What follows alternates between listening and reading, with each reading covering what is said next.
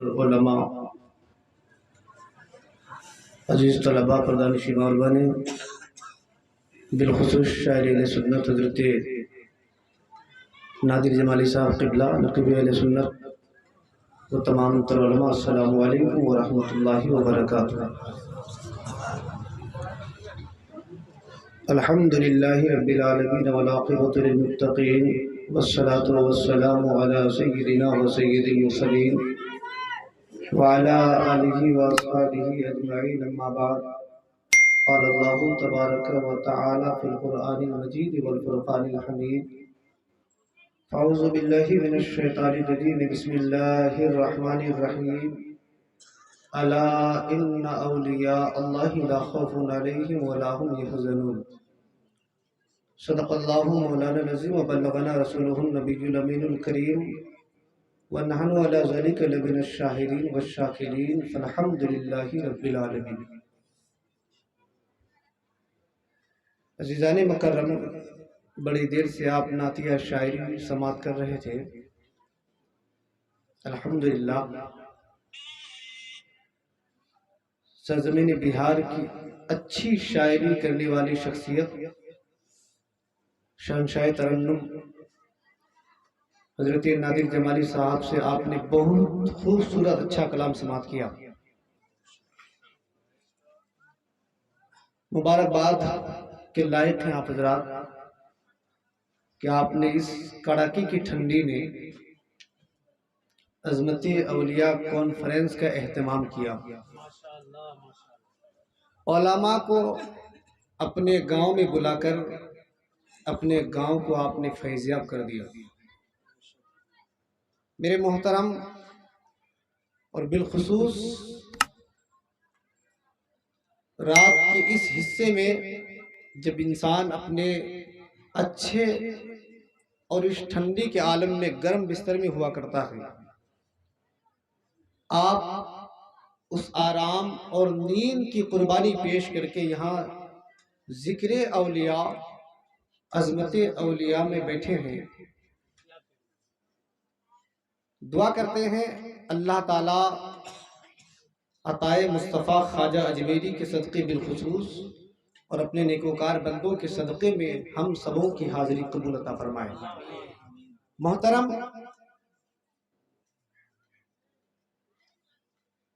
مکرم، اللہ تعالیٰ نے مخلوق کو 3 طریقے پر پیدا کی ہے۔ پہلے آپ اس بات کو سمجھیں۔ بہت اچھے۔ ایک مخلوق اللہ نے پیدا کی ہے فرشتے کی جماعت۔ اللہ نے فرشتوں کو عقل تو دی ہے لیکن شہوت نہیں عطا کی ہے۔ اللہ نے فرشتوں کو عقل دی ہے لیکن شہوت نہیں دی ہے۔ اور ایک مخلوق جانوروں کی ہے، ایک جماعت جس میں اللہ نے شہوت تو دی ہے لیکن عقل نہیں دی ہے۔ اور پھر ایک مخلوق کی جماعت ہے، انسان کی جماعت، جسے اللہ نے عقل بھی دی ہے تو شہوت بھی عطا کیا ہے۔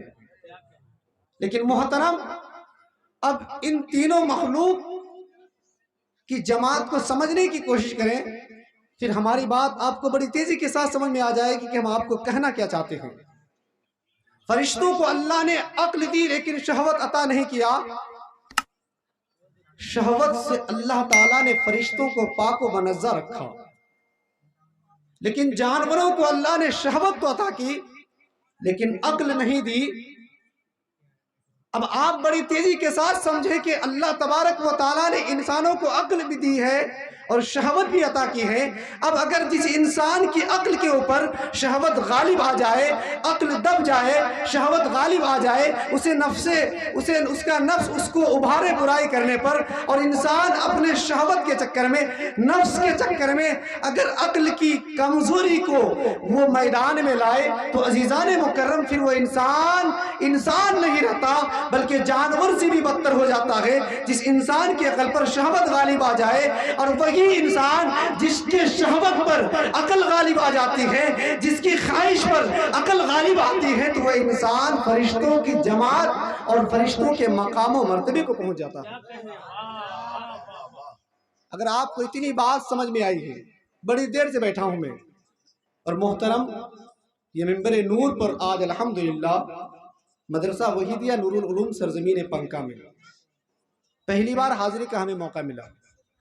ویسے آپ میں سے بہت سارے لوگ ہوں گے جنہوں نے کبھی کبھی میلاد شریف کے موقع پر ہمیں سماعت کیا ہوگا، لیکن محترم سامعین، جلالت العلم حضور حافظ ملت علیہ رحمت و رضوان کا فرمان ہے کہ جلسہ گاہ عام لوگوں کی درسگاہ ہے، کلاس ہے۔ سب سے پہلے ہم اور آپ ان باتوں کو سمجھنے کی کوشش کریں، اور میں آپ کے سامنے دو کتاب کا نام لیتا ہوں۔ ایک کتاب ہے اعلیٰ حضرت کی کتاب حیات الاموات فی بیان سماع الاموات، جس کا اردو نام ہے روحوں کی دنیا۔ میں بھی آپ سے بات کر رہا ہوں، تقریر نہیں کر رہا ہوں۔ اور ایک کتاب امام غزالی رحمت اللہ تعالی علیہ کی کتاب ہے مکاشفۃ القلوب۔ آج ہم کو آپ کو ضرورت اس بات کی ہے کہ ہم اور آپ بزرگان دین کی زندگی کو پڑھیں اور سمجھنے کی کوشش کریں۔ آج ہم اور آپ پر خواجہ اجمیری عطائے مصطفیٰ فخر ہندوستان کا احسان عظیم ہے کہ آج ہم اور آپ ایمان کی دولت سے مالا مال ہیں۔ عزیزان مکرم، بڑی تیزی کے ساتھ میں آپ کو لے جانا چاہتا ہوں، پھر آپ کو میں کچھ باتیں دینے کی کوشش کروں گا، لیکن سب سے پہلے ہم اور آپ مل کر عقیدت و محبت کے ساتھ، ادب و احترام کے ساتھ محبوب خدا امام الانبیاء خاتم پیغمبران سرور دونوں جہاں امام الانبیاء محمد مصطفیٰ صلی اللہ تعالی علیہ وسلم کی بارگاہ دربار میں عقیدت و محبت کے ساتھ جھوم جھوم کر درود پاک پڑھیں۔ اللہم صلی علی سیدنا شفیعنا حبیبنا نبینا و مولانا و رجانا محمد مالک الجود والکرم وآلہ الکرام وابنہ الکریم امت الکریم مبارک وسلم۔ سرکار اعلیٰ حضرت لکھتے ہیں کہ پیش حق مزدہ شفاعت کا سناتے جائیں گے، آقا آپ روتے جائیں گے، ہم کو ہنساتے جائیں گے، اور وسعتیں دی ہیں خدا نے دامن محبوب کو، وسعتیں دی ہیں خدا نے دامن محبوب کو، جرم کھلتے جائیں گے اور وہ چھپاتے جائیں گے۔ اور کسی شاعر نے کہا تھا کہ سب سے پردہ کیا ہے خدا نے پر محمد سے پردہ نہیں ہے، سب سے پردہ کیا ہے خدا نے پر محمد سے پردہ نہیں ہے۔ ارے صرف دیکھا ہے رب کو نبی نے اور کسی نے بھی دیکھا نہیں ہے، دیکھتی گر نبی کو زلیخا حسن یوسف پہ ہوتی نہ شہدہ، ارے حسن جیسا ہے میرے نبی کا حسن یوسف نے پایا نہیں ہے۔ اور عرش اعظم پر پہنچے نبی جب عرض کی بخش دو میری امت، عرش اعظم پر پہنچے نبی جب عرض کی بخش دو میری امت، رب نے سب بخش دی ان کی امت، دل محمد کا توڑا نہیں ہے۔ تھوڑا مچل کر بولے اگر آپ سننا چاہتے ہیں۔ اور جب چلے حق سے مل کر نبی جب، یہ صدا آئی محبوب میرے محترم، پہلے عشق کرنا سیکھیں۔ جب عشق کے مقام پر پہنچ جائیں گے تو پھر ہم اور آپ دنیا کو بھول جائیں گے۔ جب چلے حق سے مل کر نبی جب، یہ صدا آئی محبوب میرے، کسی نے تو یہ کہہ دیا نعوذ باللہ کہ نبی مر کر مٹی میں مل گئے، کسی نے کہہ دیا نبی ہم جیسا بصر نعوذ باللہ، کسی نے کہا کہ نبی کا علم شیطان کے برابر۔ لیکن آپ سنیں عاشق مصطفیٰ لکھتے ہیں کہ جب چلے مل کر حق سے نبی جب، یہ صدا آئی محبوب میرے، تھوڑی دیر اور رک جائیے نا میں نے جی بھر کے دیکھا نہیں ہے، تھوڑی دیر اور رک جائیے نا میں نے جی بھر کے دیکھا نہیں ہے۔ وسعتیں دی ہیں خدا نے دامن محبوب کو، جرم کھلتے جائیں گے اور وہ چھپاتے جائیں گے، اور خاک ہو جائے مٹی ہو جائے عدو جل کر مگر ہم تو رضا، دم میں جب تک دم ہے ذکر ان کا سناتے جائیں گے۔ میرے محترم سامعین، آئیے سرکار خواجہ غریب نواز کی شان میں دو باتیں میں آپ سے کرنا چاہوں گا، پھر بڑی تیزی کے ساتھ میں آپ کو کچھ باتیں دے کر کے آپ کے ذہن و دل کو کھولنا چاہوں گا۔ لیکن جو آیت کریمہ میں نے تلاوت کی ہے، اللہ تعالیٰ بے شمار جگہوں میں ارشاد فرماتا ہے، کہیں فرمایا یا ایھا الذین آمنوا اتقوا اللہ، اے ایمان والو اللہ سے ڈرو، وکونوا مع الصادقین، اور سچوں کے ساتھ ہو جاؤ۔ کہیں اللہ نے فرمایا یا ایھا الذین آمنوا توبوا الی اللہ، اے ایمان والو توبہ تم کرو اللہ کی بارگاہ میں. جس کا ایمان نہیں ہے، جو سینکڑوں خداؤں کو مانتا ہے، اللہ انہیں توبہ کرنے کو نہیں کہتا. جو ایک آگ کی پرستش کرتا ہے، اللہ انہیں توبہ کرنے کو نہیں کہتا. جو اپنے آپ کو سینکڑوں خداؤں کے سامنے پیش کرتا ہے، اللہ تبارک و تعالیٰ انہیں سچوں کے ساتھ ہونے کو نہیں کہتا. اللہ تبارک و تعالیٰ اپنی ذات سے ڈرنے کے لیے، اللہ تبارک و تعالیٰ توبہ کرنے کے لیے، اللہ تبارک و تعالیٰ نمازیں پڑھنے کے لیے ان کو کہتا ہے جس نے ایمان کے دامن کو تھاما ہے، جس نے ایمان سے اپنے ذہن و دل کو روشن کیا ہے. عزیزان مکرم، ہم اور آپ عظمت اولیاء کانفرنس میں بیٹھے ہیں، بزرگان دین کے صدقے ہم کھاتے ہیں، بزرگان دین کے صدقے میں، خواجہ اجمیری کے صدقے میں ہم اور آپ کو ایمان ملا. لیکن بڑی تیزی کے ساتھ پیغام دینا چاہتا ہوں، یہ مجمع کیا ہے؟ 50-100 لوگوں کا مجمع کچھ نہیں ہوتا. خواجہ غریب نواز کی ذات وہ تھی کہ جن کو سننے کے لیے، جن کے چہرے کی زیارت کرنے کے لیے، جن سے فیضیاب ہونے کے لیے، جن سے اپنی روح کو تازگی دینے کے لیے، جن کے صدقے میں اپنی دنیا و آخرت کو سنوارنے کے لیے، سدھارنے کے لیے ایمان والوں کی جماعت 100-200 نہیں، ہزاروں کی تعداد میں نہیں بلکہ لاکھوں کی تعداد میں خواجہ غریب نواز کی بارگاہ میں ہوا کرتی تھی.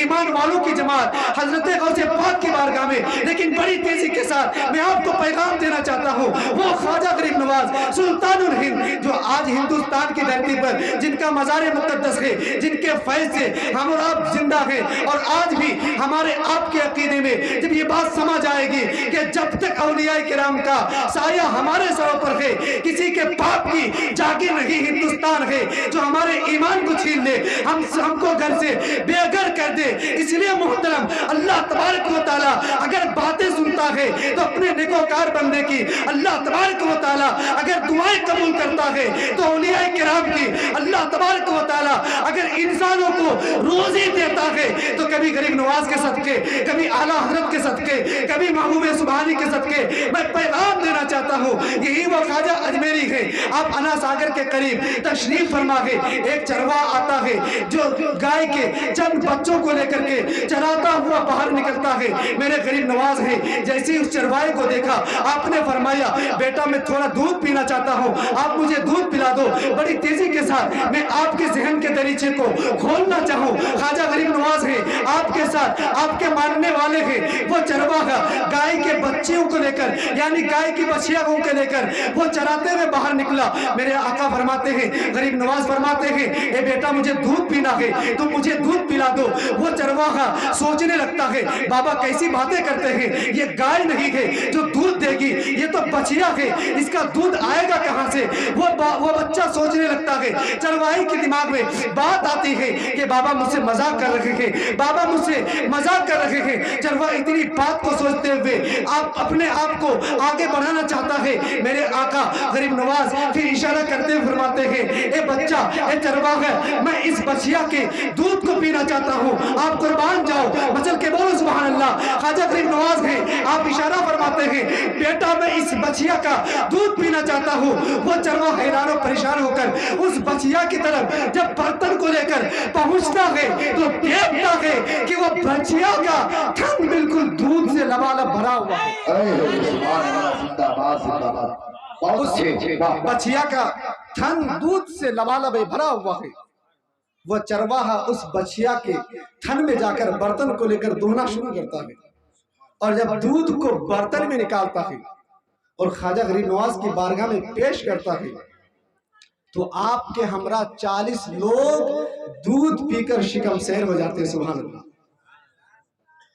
دودھ پی کر 40 لوگ شکم سیر ہو جاتے ہیں. اس کے بعد بھی دودھ بچا ہوا ہے. جب چرواہے نے اتنی بات دیکھی تو پھر دیری نہ کی. آپ جیسا ہم جیسا دماغ بولا وہ چرواہ نہ تھا. چرواہ آگے بڑھتا عرض کرتا، آقا بہت دیر ہو گئی، اب آپ مجھے اپنی غلامی میں قبول کر لیجیے. آقا جب آپ اتنا کر سکتے ہیں، ایک بچیا کے تھن کو دودھ سے لبالب کر سکتے ہیں، تو پھر میرے ذہن و دل کو عشق مصطفیٰ سے بھر دیجیے، میرے ذہن و دل کو محبت خدا سے معمور کر دیجیے.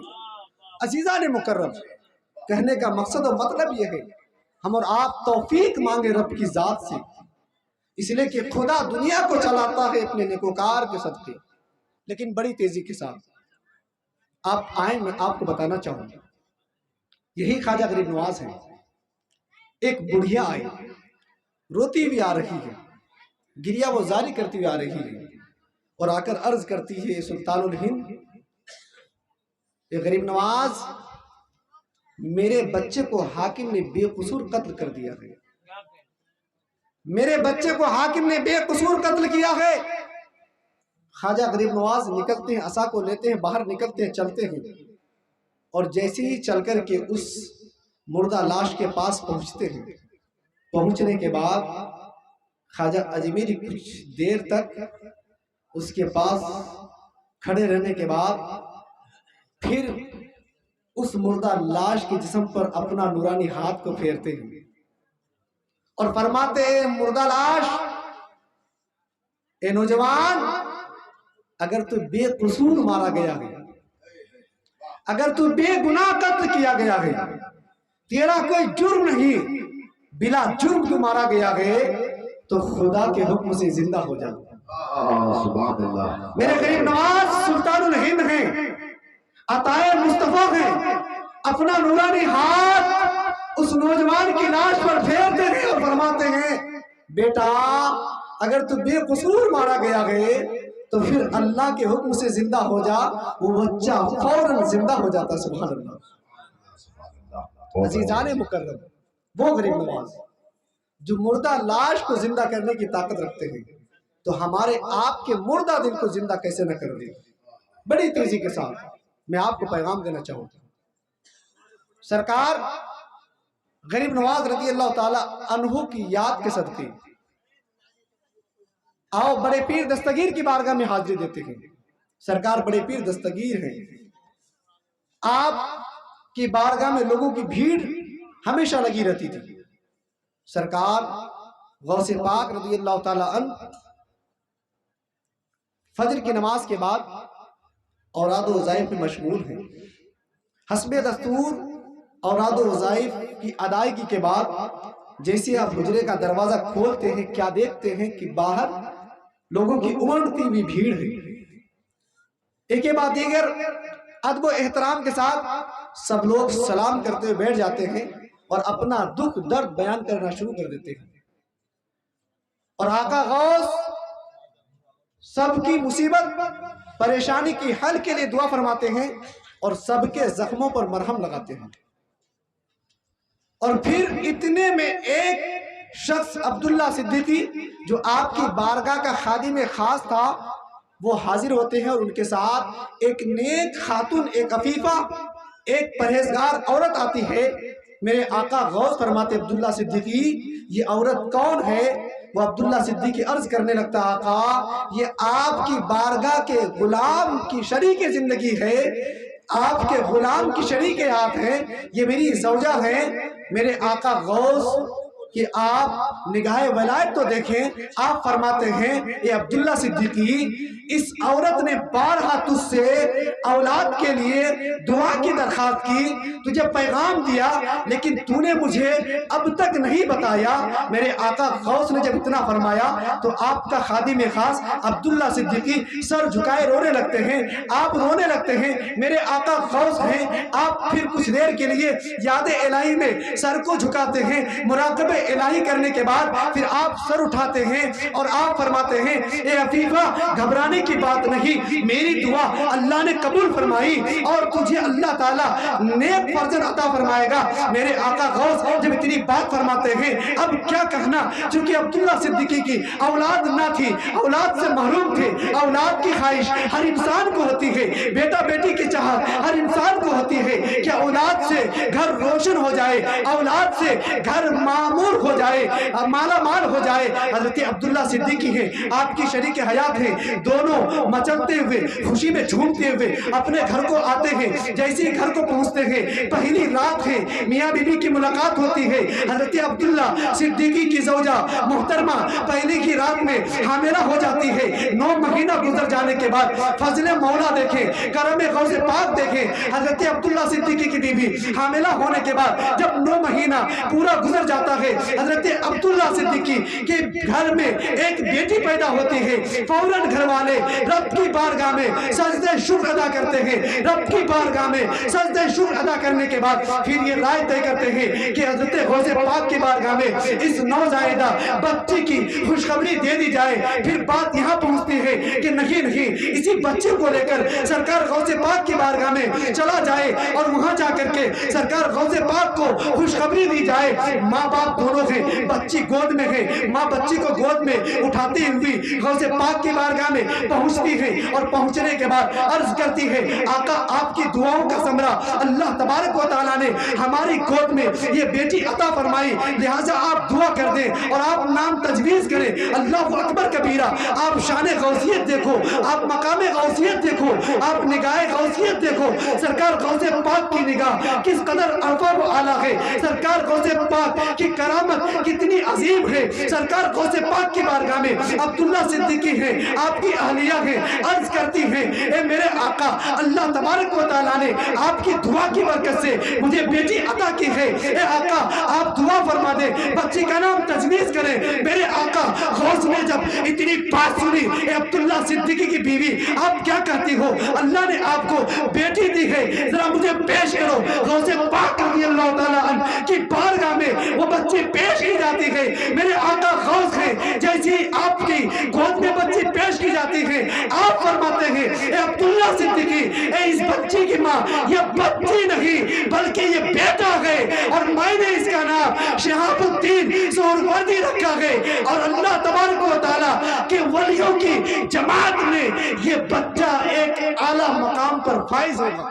سبحان اللہ، بہت اچھے، زندہ باد زندہ باد۔ کسی شاعر نے کہا ہے پیران پیر ہیں وہ روشن ضمیر ہیں، پیران پیر ہیں وہ روشن ضمیر ہیں، وہ بیٹی کو ایک نظر میں بیٹا بنا رکھیں گے۔ حقیقت بات یہ تھی پیدا بیٹی ہوئی تھی، اور جو بچہ پیدا ہوتا ہے گھر میں ماں دیکھتی ہے، گھر کی عورتیں دیکھتی ہیں، باپ دیکھتے ہیں، وہ بیٹی تھی، لیکن سرکار غوث پاک کی نظر ولایت نے ایک نظر میں اس بچی کو لڑکا بنا دیا، اور آپ نے اس کا نام بھی رکھ دیا شہاب الدین سہروردی رکھا۔ اور آپ فرماتے ہیں کہ اس کا پستان دراز ہوگا، اس کی عمریں دراز ہوں گی، اس کا علم دراز ہوگا، اس کے ابرو کے بال اتنے لمبے ہوں گے۔ اللہ اکبر کبیرہ، تاریخ میں آیا ہوا ہے کہ جب حضرت شہاب الدین سہروردی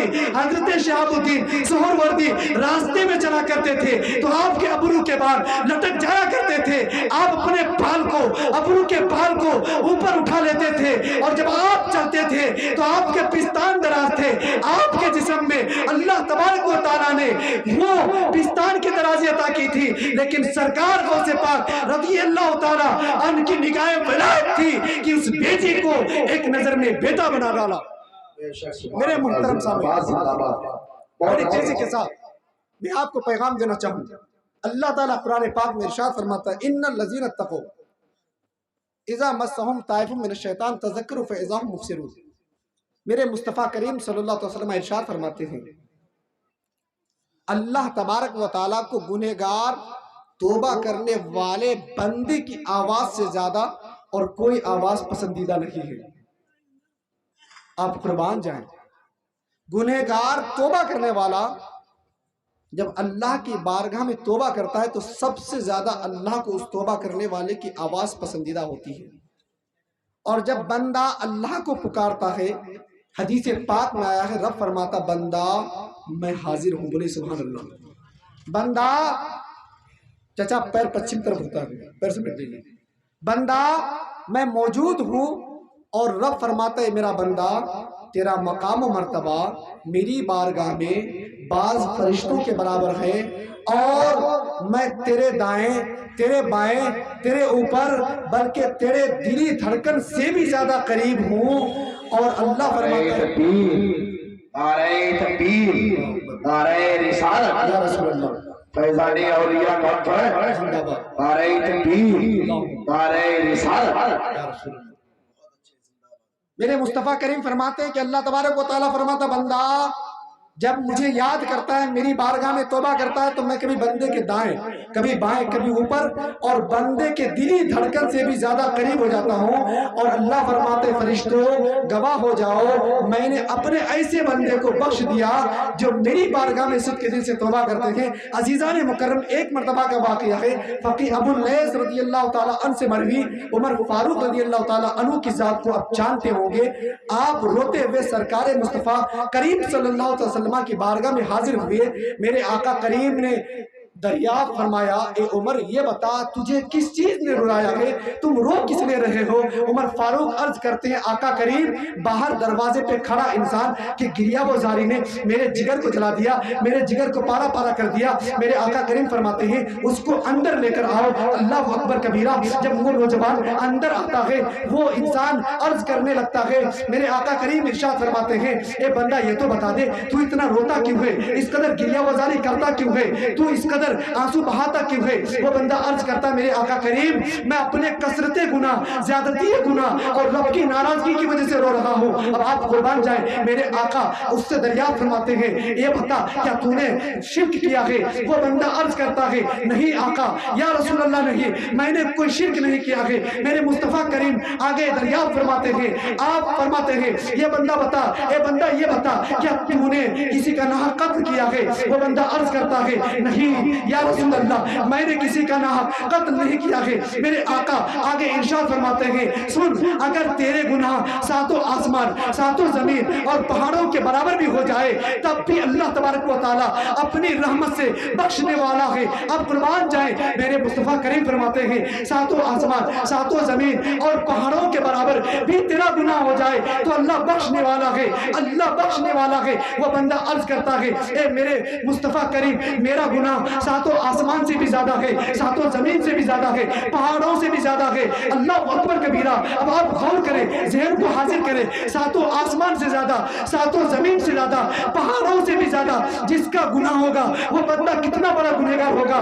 وہ بندہ جیسے ہی اتنا جواب دیتا ہے، میرے آقا کریم فرماتے ہیں، اے بندہ یہ بتا کیا تیرا گناہ بڑا ہے یا پھر کرسی؟ وہ بندہ کہتا ہے، مصطفیٰ کریم میرا گناہ بڑا ہے۔ میرے آقا ارشاد فرماتے ہیں، اے بندے خدا یہ بتا دے تیرا گناہ بڑا ہے یا عرش الہی؟ وہ بندہ بولتا ہے، اے مصطفیٰ کریم میرا گناہ بڑا ہے۔ میرے مصطفیٰ کریم آگے ارشاد فرماتے ہیں، اے بندہ یہ بتا دے کیا تیرا گناہ بڑا ہے یا پھر رب ذوالجلال بڑا ہے؟ وہ بندہ فوراً بولتا ہے، اے میرے مصطفیٰ کریم رب ذوالجلال بڑا ہے، رب ذوالجلال بڑا ہے، وہ عظیم ہے، وہ میرا رب اکبر ہے، وہ سب سے بڑا ہے۔ تو آقا کریم فرماتے ہیں کہ جب تیرا گناہ بڑا ہے اور رب بڑا ہے تو بڑا رب ہی بڑے گناہوں کو معاف کرنے والا ہے۔ لیکن یہ تو بتا دے کہ تو نے گناہ کیسا کیا ہے، تو نے جرم کیسا کیا ہے؟ وہ بندہ بولتا ہے، آقا مجھے بتانے میں شرم آتی ہے، آپ کے سامنے بتانے میں مجھے شرم آتی ہے۔ میرے آقا آگے ارشاد فرماتے ہیں، اے بندے خدا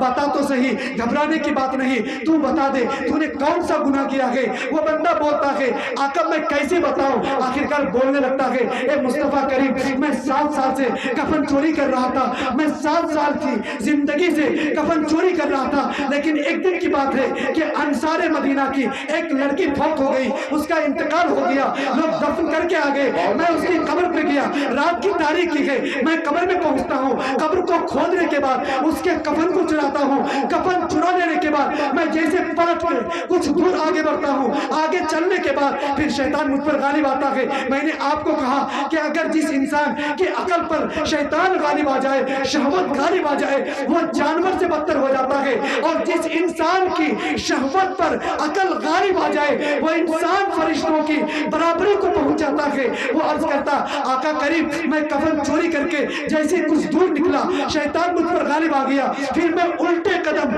اس قبر میں گیا، اور جانے کے بعد میں نے اس لڑکی سے بدکاری کر لی، یعنی میں نے اس لڑکی کی عزت کو لوٹا۔ جیسے میں نے اس لڑکی سے بدکاری کر کے کچھ دور چلا تھا، وہ لڑکی اپنی قبر میں کھڑی ہوتی ہے اور کہنے لگتی ہے، اے بندے خدا کیا تجھے اس خدا کا ڈر نہیں، اس نگہبان کا تیرے دل میں ذرہ برابر خوف نہیں کہ جو ہر مظلوم کو اس کے ظالم سے اس کا حق دلاتا ہے؟ اور بننا سن، تم نے مردوں کی جماعت میں مجھے ننگا کر دیا، تم نے مردوں کی جماعت میں مجھے برہنہ کر دیا، اور تم نے رب کی بارگاہ میں میری عزت کو لوٹ کر مجھے ناپاک کر دیا. جیسی اتنی بات وہ بندہ مصطفیٰ کریم کے سامنے بیان کرتا ہے, میرے آقا اتنی بات کو سن کر کے آپ ارشاد فرماتے ہیں, اے بدبخت تو مجھ سے دور ہو جا, تو جہنم کی آگ کا حقدار ہے, تو جہنمی ہے, ابھی ابھی نکل جا. اللہ اکبر کبیرہ. وہ انسان ہوتا بلکتا ہوا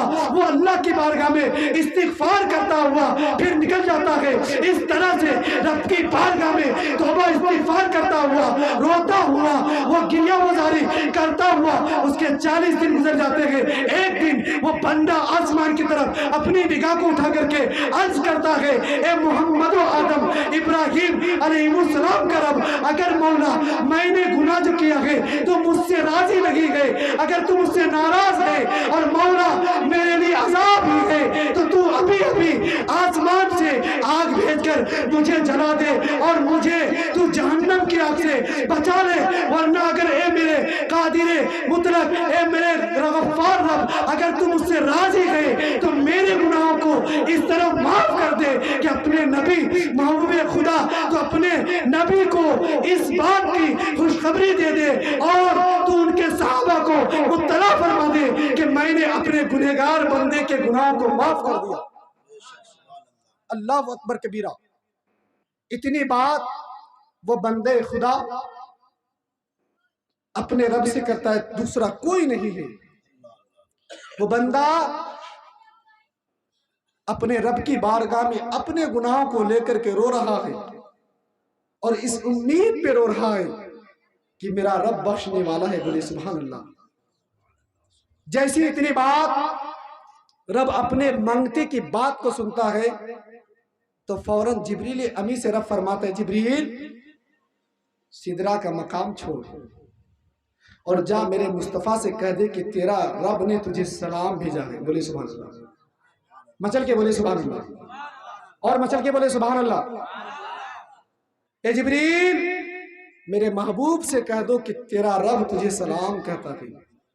آج اگر سرزمین پنکا سے کوئی سلام کرے نبی کی ذات پر تو فتویٰ لگانے کو بہت سارے لوگ آ جاتے ہیں. میرے مصطفیٰ کریم سے جبریل امی عرض کرتے, مولا آقا آپ کا رب آپ کو سلام کہتا ہے اور آپ سے پوچھتا ہے کہ مخلوق کو تو نے پیدا کیا ہے. میرے آقا فرماتے, جی نہیں, مجھے ساری مخلوق کو میرے اللہ نے پیدا کیا ہے اور سب کو روزی وہی خدا دیتا ہے. مچل کے بولے سبحان اللہ. اگر آپ اس واقعے کے آخری جملے کو سننا چاہتے ہیں تو جبریل امی عرض کرتا, مولا آپ کے رب نے یہ فرمایا کہ آپ کا رب اس گنہگار بندے کے گناہ کو معاف کر دیا ہے, لہذا آپ کا رب کہتا ہے کہ آپ اپنی بارگاہ میں اس گنہگار کو بلا کر کے بخشش و مغفرت کی خوشخبری سنا دیں. میرے محترم, اب آپ قربان جائیں. حدیث پاک میں آیا ہے کہ 70 ماؤں سے بھی زیادہ میرا رب ہم انسانوں سے پیار کرتا ہے. جتنی محبت ایک ماں اپنے بچے سے نہیں کر سکتی, اس سے کتنے درجہ اعلیٰ وہ عرفہ رب کی ذات اپنے بندے سے پیار کرتا ہے. لیکن آپ سنو, میں آپ کے ذہن کو کھولنا چاہوں گا. ایک مرتبہ ایک شخص سفر کر رہا تھا. آج ہم اور آپ جلسے میں بیٹھنا سوچتے ہیں بیٹھ کے کیا بولیں گے, لیکن محترم سنو, آج ہم اور آپ اسی خواب غفلت میں رہ گئے. اپنے آپ کو سدھارنے کی کوشش نہ کی تو پھر یاد رکھ لیجئے قبر میں کوئی ساتھ جانے والا نہیں. اور اگر قبر میں آئیں گے, میدان قیامت میں بچائیں گے, تو پھر آپ حدیث مصطفیٰ سنیں. میرے آقا فرماتے ہیں کہ اگر اویس جو قرن کرنے والا اگر وہ قسم کھا لے تو اللہ اس کی قسم کو پوری فرماتا. بولی سبحان اللہ. اور وہ اویس ایک غریب دوسرے کی رکھوالی کرتا ہوا انسان, اونٹوں کو چراتا ہوا انسان, دن بھر اونٹ چرا کر جو مزدوری ملتی وہ اپنی اپاہج ماں معذور ماں کی خدمت اور اپنی ماں اور اپنے آپ کے آگے اس اجرت کے بدلے دانا و اناج کو پیش کرتا. سبحان اللہ. میرے مصطفیٰ کریم نے فرمایا کہ اویس فرشتوں کی جماعت میں بہت معتبر اور مشہور رب کی بارگاہ میں انسان ہے، لیکن قرن کے لوگ انہیں نہیں جانتے، وہ چھپا ہوا انسان ہے. تو صحابہ نے عرض کیا یا رسول اللہ، جب آپ سے وہ اس قدر محبت کرتا ہے، آپ کا عاشق اور اتنا نیک انسان، تو پھر آپ کی بارگاہ میں آتا کیوں نہیں؟ جتنے لوگوں کے باپ ماں زندہ ہیں، اس واقعے سے آپ سبق لینے کی کوشش کریں. اور اگر باپ ماں گزر گئے ہیں تو آپ اپنے باپ ماں کے نام پہ بولیں سبحان اللہ. میرے آقا فرماتے ہیں سنو، اس کی ماں جو اپائش ہے اور ایمان لے آئی ہے، وہ اپنے ماں کی خدمت میں مشغول رہتا ہے. اور اویس ایک غریب انسان ہے، اپنی ماں کی خدمت میں ہمیشہ مشغول رہتا ہے. میرے محترم سامعین، وہ اویس کرنی جب اپنے حجرے سے باہر نکلتے تو قرن کے بچے آپ کو کنکر و پتھر مارتے. تو آپ فرماتے ایک قرن کے بچوں، مجھے مجنون دیوانہ سمجھ کر تم کنکر اور پتھر مارتے ہو، لیکن چھوٹی چھوٹی کنکریاں مارنا کیوں؟ کہ اگر تم بڑے بڑے کنکر اور پتھر مارو گے تو پھر میرا جسم زخمی ہو جائے گا، اور زخم کی وجہ سے میرا کپڑا خون آلود ہو جائے گا، جس کی وجہ سے وہ میرا کپڑا نماز کے لائق نہیں رہے گا. وارے مسلمان، آپ اللہ والے کی زندگی دیکھو، وہ نماز کا اس قدر اہتمام کرتے. اگر کوئی عشق مصطفیٰ میں، محبت خدا میں آپ کو کنکریاں مارتا، پتھر مارتا، تو آپ مار کھانے کے لیے تیار رہتے. لیکن اتنی بات کرتے کہ بچہ مارنا صحیح، لیکن اس بات کو دیکھ کر کہ میری نماز قضا نہ ہو پائے، میری نماز کی ادائیگی میں یہ کہیں تیرا پتھر مارنا خلل نہ دے دے. اللہ اکبر کبیرہ. وہ اویس کرنی کے بارے میں میرے آقا کریم فرماتے ہیں او صحابہ، وہ تشریف لائیں گے اور ان سے ملاقات ہو جائے تو میری امت کے لیے بخش و مغفرت کی دعا کرانا. صحابہ کرام عرض کرتے ہیں یا رسول اللہ، کہ ہماری ملاقات ہوگی؟ میرے آقا فرماتے ہیں صدیق اکبر، تمہاری ملاقات نہیں ہوگی. اب آپ غور کریں، قربان جائیں علم غیب مصطفیٰ پر. کچھ لوگ علم غیب مصطفیٰ پر اعتراض کرتے ہیں. میں آپ نعرہ تکبیر، نعرہ تکبیر، نعرہ رسالت، نعرہ رسالت، مسلک اعلی حضرت، فیضان اعلی حضرت. محترم سامعین، میرے آقا فرماتے عمر علی تم دونوں کی ملاقات ہوگی. اور عمر علی رضی اللہ تعالی عنہما دونوں ذات جب قرن پہنچتی ہے، اویس کرنی کی ملاقات ہوتی ہے.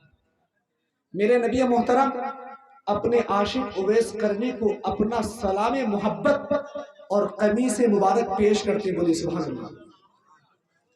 اپنے عاشق کو نبی ہو کر سلام محبت قمیص مبارک پیش کرتے ہیں. عمر علی رضی اللہ تعالی عنہما سے میرے آقا نے فرمایا تھا کہ جب تم دونوں کی ان سے ملاقات ہو تو دعا کے لیے درخواست کرنا. المختصر تاریخ میں آیا ہے عمر علی رضی اللہ تعالی عنہما سے ملاقات کے بعد اویس کرنی نے فرمایا کہ وہ قمیص مبارک جو میرے نبی پاک نے مجھے عطا کیا دے دو. لے کر کے کچھ دور آگے نکلتے ہیں اور وہاں جانے کے بعد یہ عرض کرتے ہیں مولا سر سجدے میں ہے، جب تک تو امت محمدیہ کو نہ بخش دے تو میں تیرے محبوب پاک کا قمیص پاک زیب تن نہیں کروں گا، نہیں پہننے والا. اللہ اکبر کبیرہ. تاریخ میں آیا ہے غیب سے ندا آئی اے اویس میرے نبی کے قمیص کو پہن لے. ایک دوسری روایت میں آیا ہے اے اویس سر کو سجدے سے اٹھا لے، تیری دعا سے آدھی امت محمدیہ بخش دی گئی اور آدھی امت محمدیہ عبد القادر جیلانی کے لئے چھوڑ دی گئی. سبحان اللہ. اور میرے مصطفیٰ کریم فرماتے ہیں کہ اویس کی دعا سے میری امت کے بہت سارے لوگ جنت جائیں گے. لیکن محترم اب آپ وہ ٹکڑا سنیں جو میں آپ کو کہہ رہا تھا. ایک شخص سفر میں تھا، سفر میں اسے پیاس کی شدت غالب آ گئی، پیاس ستانے لگی. اسے سامنے ڈھونڈنے پر ایک کنواں نظر آیا، کنویں میں گیا اور جا کر کے کنویں سے اس نے پانی پیا، پیاس بجھا لی. لیکن دیکھ رہا کہ ایک کتا پیاس کی وجہ سے بالکل پڑا ہوا ہے. آج ہمارا آپ کا حال یہ کہ اگر انسانوں کو بھوکا یا پیاسا پڑا ہوا دیکھو تو مدد کرنے کو نہیں جاتی ہے. बल्कि हो सके तो किसी का पड़ा हुआ माल चुरा लेते हैं और ये नहीं गौर करते कि इस माल को खाने से क्या होने वाला। अजीजान मुकर्रम में आपको मुख्तसर में वाक़या देने की कोशिश करूं, इसलिए कि हमारे बीच वो अजीम हस्ती, वो उम्दतुल वाइज़ीन हज़रत अकबर सिमरानी तशरीफ ला चुके हैं और उनके बाद आपको मंजर नवाज भोपाली जो शहंशाह खिताबत के शहसवार हैं, उनको समाअत करना है। वो नौजवान प्यासा जो अपनी प्यास को, पानी से अपनी प्यास को बुझाता है, लेकिन कुत्ते को पड़ा हुआ देखता है कि वो कुत्ता प्यास से बिलक रहा है, प्यास से तड़प रहा है। अब वो इंसान कुएं के पास जाता है, क्योंकि मुसाफिर आदमी है, उसके पास लोटा गिलास होगा कहां से।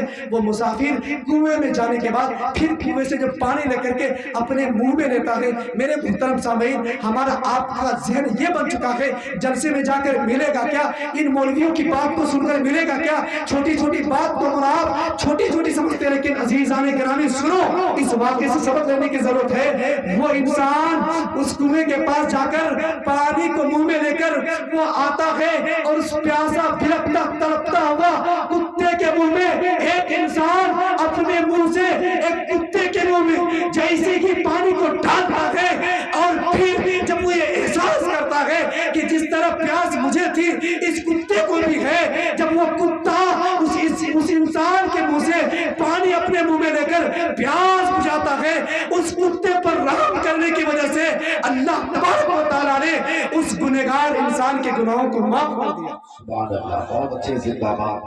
तो अज़ीज़ान मुकर्रम, हमको आपको भी चाहिए कि आप नेकियां इकट्ठा करने की कोशिश करें। अल्लाह तबारक व तआला हमको, आपको, सबको फैज़ान ख्वाजा वो औलिया से माला माल अता फरमाए। अल्लाह तबारक व तआला हमको, आपको, सबको सुनने बोलने से ज़्यादा अमल खैर की तौफीक रफ़ीक अता फरमाए। व आखिर दावाना अनिल हम्दुलिल्लाहि रब्बिल आलमीन।